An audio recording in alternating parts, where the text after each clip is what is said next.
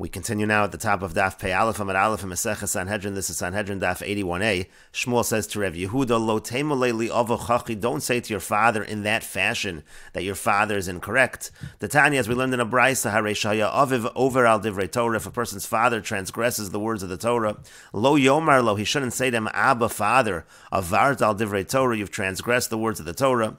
Ela omar lo, rather the way that he should say to him is as follows, Abba, father, kach ksiv b'Torah. This is what it says in the Torah, and so therefore he was correcting him and saying, when you were correcting your father, you should have said it in the following way. But the Gemara continues, sof, but still, even if you're saying, Abba kach kesiv b'Torah, hainu hach, isn't that the same thing? Aren't you still correcting your father, so that's no better? And so the Gemara revises it slightly, Ella rather, Omer lo, he should say to him, Abba, father, mikra kosav b'Torah kach, that there's a Torah that's written in the pasuk as follows, and therefore you're not really saying directly that he made a mistake, you're just mentioning something that was relevant, and again, the father will understand on his own. And the Gemara continues with the Mishnah, Mishan is chayev b'shtei misos bezdin. If somebody's liable to 2 death penalties by court, nidon b'chamura, so we give him the stricter of the 2.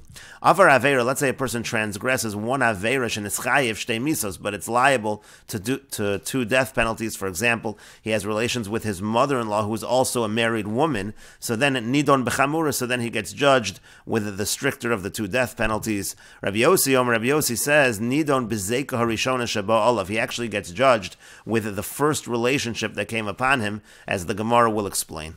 And the Gemara says, Pshita, isn't it obvious that if there are 2 death penalties, you get the stricter one? Ella itgure itkar, are we going to say that he profits because he did something that gets another death penalty? Now he gets the more lenient one? That doesn't make any sense.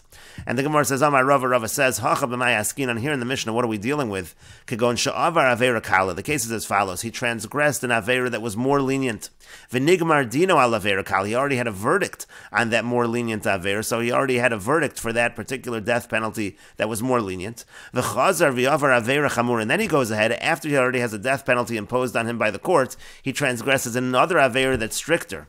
So salgadai dechamina, so there one might have thought, kevan de nigmar dino la avera kala, if he already had a verdict, since he already had a verdict for the lighter avera, hai gavra katilahu, so he's already considered like he's a dead person, that's the punishment you give him and not the stricter one, kamash malon, so it's teaching us no, since he's liable to the stricter death penalty, that's the one that he receives. And the Gemara continues, Boy minei avud Rav Yosef bar Chama me Rabba bar Nasan. The father of Rav Yosef bar Chama asked Rabba bar Nasan the following question, and some have the gears of Achua to Rav Yosef bar Chama. The brother of Rav Yosef bar Chama asked Rabba bar Nasan the following question, Menoha milsa damar Rabbanan, from where do we know the following, which the Rabbanan say, that Mishan is chayev shtei misas bezin, that somebody that's liable to 2 death penalties by court, nidon b'chamura, that he's judged by the stricter of the death penalties, dechsiv, because it's written in the pasuk in Yechezkel, V'holid ben paritz shofech dam, the person had a violent son who was a spiller of blood, who was a murderer. El haharim achal, he ate by the mountains. V'yaseshes reyehu timei, and he defiled the wife of his friend. V'el hagilulim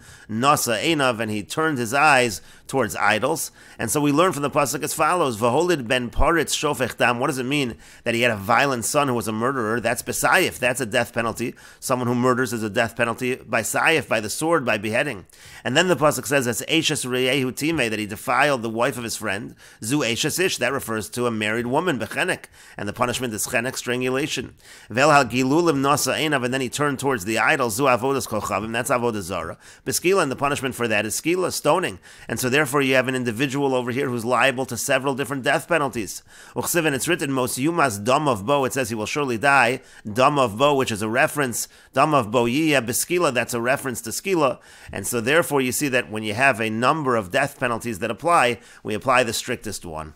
But the Gemara continues, Maskefla Rav Nachman bar Yitzchak, where Rav Nachman bar Yitzchak asks on this proof, Ema kulu b'skila, we could actually say that everything mentioned in this pasuk is actually skila, is actually stoning, because v'holid ben paritz shofech dam, it talks about ben paritz shofech dam, that violent son. Maybe it's not simply a murderer, maybe Zeb ben Sora Umora, maybe that's referring to a ben Sora Umora, it's referring to a rebellious son. To b'skila, the punishment there is skila. And Eshes reyehu timei, and then it talks about the wife of his friend he defiled, Zunara hamorasa, maybe it's not simply an Eshes ish, but it's a Nara hamorasa, a young girl who's betrothed. The skila, there the punishment is skila, it's also stoning. Vel hagilulim nasa einav, and then it talks about avodah zara, zu avodas kochavin de b'skila, that's avodah zara, which is also skila. And so therefore there's no proof at all from this pasuk in Yechezkel that you get the stricter of the death penalties. But the Gemara responds to that, Imkain, if so, if that were the case, my kamash malon Yechezkel, what would Yechezkel be teaching us? That's obvious that you get skila in these various cases, it's all skila. Of course he's going to get skila. And so therefore it's better to interpret the pasuk that it's different death penalties, teaching us that the person gets the strictest of those penalties. But the Gemara says still, Dilma, maybe Torah kamahadir, maybe Yechezkel is just reviewing the laws of the Torah. Who says there's anything new in this pasuk in Yechezkel? But the Gemara says to that, Imkain, if so, if that were the case, he should have reviewed it kihechi dahadra Moshe Rabbeinu in the same fashion that Moshe Rabbeinu reviewed it. To do it in this different fashion indicates some new kind of halacha. And the Gemara continues, Darash Rav Acha Rabbi Chanina. Rav Acha Rabbi Chanina darshaned as follows. Ma'ay dechsiv, what does it mean when it's written in the pasuk? This is also in Yechezkel. We'll take a look at the full pasuk. The full pasuk is talking about someone who's righteous. It says, Ela harim lo achal, he didn't eat by the mountains. V'einav lo nasa el gilulei beis Yisrael, he didn't turn towards the idols. V'eseshes re'eu lo timei, he didn't defile the wife of his friend. V'el isha nida lo yikrav, and he didn't come close to a woman that was a nida. And so we're darshaning what this is referring to. Again, El harim lo achal, what does it mean to the mountains he did not eat? It means to say shelo achal b'zechus avosav, that he's not eating by the merits of his father. As Rashi explains, Elaharim lo achal seifei dekra, the end of this pasuk of Elaharim lo achal is tzadik hu chayo yichya, it's saying that he's a righteous person who will surely live. Lomar zeh tzadik gomer. The point of the pasuk is to say this is a tzadik gomer, a full tzadik. The al karchach, and we're forced to say mishum delo avid hani, just because he didn't do these averos. Lav tzadik, he's certainly not a tzadik. Im aver averos acheros, if he did other averos. Ela lav kemash musa midrash. That's why it has to be that we can't understand this pasuk according to its simple meaning. El harim lo achal, what does it mean that he didn't eat by the mountains? It means shalom itzdarech lezechus avosa mitoch shehu chassid. He doesn't need the merit of his fathers because he himself is actually righteous. That's what it means when the Gemara says again, shalom achal bezechus avosav, that he didn't eat in the merit of his fathers. And the pasuk continues again, ve'einav lo nasa el gilulei beis Yisrael. What does it mean that he didn't turn his eyes towards the idols? It means shalom halach bekoma zakufa, that he didn't walk upright, meaning in an arrogant fashion.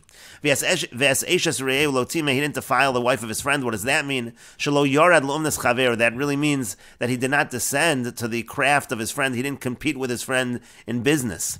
Ve'el isha nida lo kirav, and he didn't come close to a woman that was a nida. What does that actually mean? Shelo nana mikupa shel tzedakah. It means that he did not benefit from the kupa shel tzedakah, from the charity box.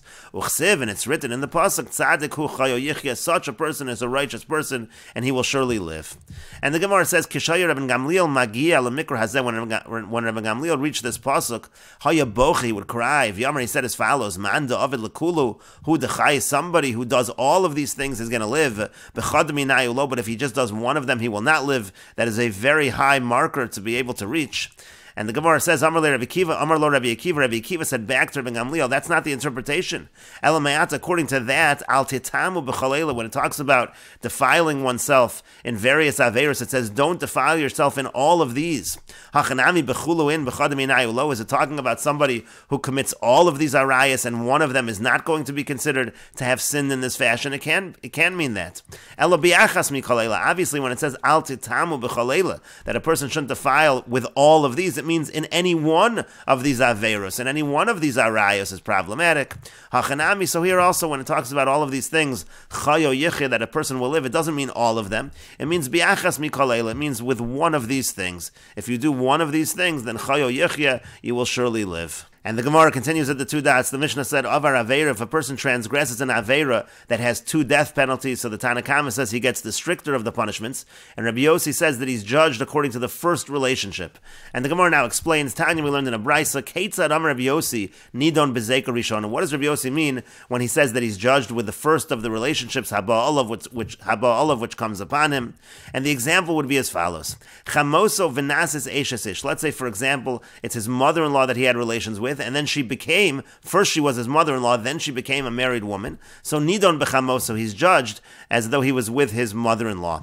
Eishes ish v'nasis chamoso, let's say it's the other way around. First she was a married woman, and then she became his mother-in-law. So nidon be'eishes ish, then he's judged that he was with a married woman. And the Gemara continues, Amar le Ravada bar Ava l'Rava. Ravada bar Ava says to Rava, Chamoso v'nasis eishes ish, in the case where it was his mother-in-law first, and then she became a married woman, nidon b'chamoso, so it says that he's judged that it was his mother-in-law, but lidon namia iser eishes ish, really he should be judged also for violating the prohibition of eishes ish. Why? The Amar Rabbi Avo, because Rabbi Avo said, Mod Rabbi Yossi be'isr mosif, that Rabbi Yossi admits by an isr that's mosif, that adds on, by a situation of a mother-in-law, so that's only prohibited to him. But then she becomes a married woman, she's now prohibited to all men. And so therefore that's Isser Mosif, we should say that he's judged by that as well. Rashi explains, and this is a statement of Rabbi Avo in Yevamos, Mod Rabbi Yossi be'Isser Mosif u'mechadesh davar al isha zo, something new by this woman happens, less or but davar chadesh, that there's a new prohibition with her, la'asra al mishalo haisa, asur olav, that now she's prohibited to somebody that she wasn't prohibited to before, mitchila from before. Kigon hacha, like over here, Haisa almona v'chamoso, when she was a widow and his mother-in-law, Haisa asura lo misham chamoso, umuteres l'chol adam, she was forbidden to him because it's his mother-in-law, but she was permitted to everybody else. Okeshanaz is eishes ish, and then when she becomes an eishes ish, Hosif bo Hashem hazeh iser she'asra l'chol olam, she has a new prohibition on her to the entire world. V'chi agavna mod Rabbi Yossi de iser chal al iser. In such a situation, Rabbi Yossi would admit that one prohibition would be able to be chal on top of the other prohibition. Migo de chayal akuli alma, since it's chal with regards to the whole rest of the world. She was mutter to everyone, now she's usher to everyone, and so therefore it's chal also with regards to the son-in-law. Even though that prohibition already applied to him, he already had a prohibition applying to him because she was his mother-in-law, still we should say that Isser Mosif says that Isser chal al Isser, that one Isser, one prohibition could be chal on top of another Isser, and we will continue with this discussion in the next video on Daf Pei Aleph Amid Beis.